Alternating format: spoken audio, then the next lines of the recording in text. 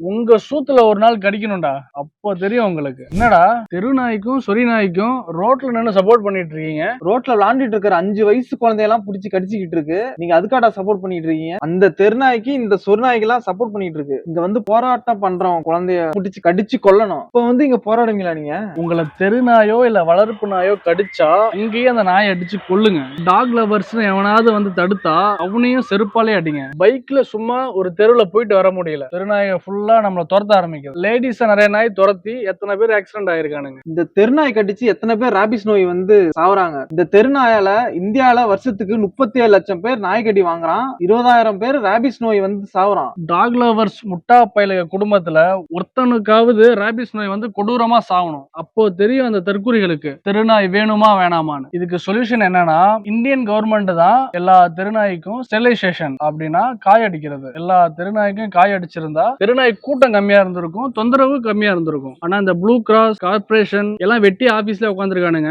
நாய்களுக்காக எந்த செலவும் பண்ணாம இப்ப நாய் வந்து ரொம்ப பெருக்கெடுத்து போச்சு. அந்த பெருக்கெடுத்த நாயை ஒண்ணுமே பண்ண முடியும்னு சொல்லிட்டு எல்லாத்தையும் கூண்டோட கூட்டு போயிட்டு கொல்றானுங்க. இதுல முக்கிய குற்றவாளி கவர்மெண்ட் தான் அசால்ட்டா இருந்ததுக்கு. அதுக்கு தீர்வு எதுவும் கிடைக்காதனால நாய் எல்லாத்தையும் கொல்றானுங்க. எங்க கருத்தை நாங்க சொல்லிட்டோம். உங்க கருத்தை நீங்க கமெண்ட்ல சொல்லுங்க.